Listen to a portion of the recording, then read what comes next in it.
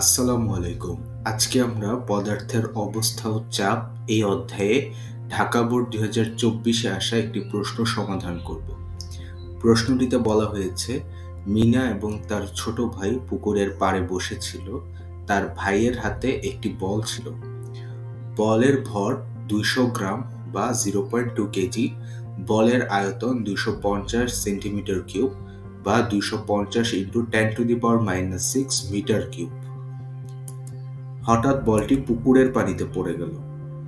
পুকুরের তলদেশে পানির চাপটা নির্ণয় করতে হবে।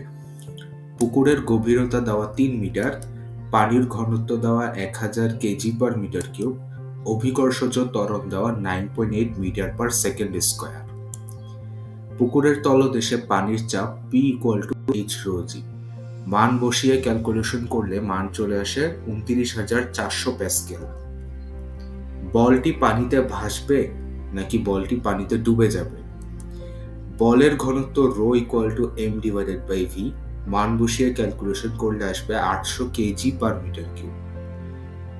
এবার বলের ঘনত্ব পানির ঘনত্বের চেয়ে কম হলে বলটি পানিতে ভেসে থাকবে।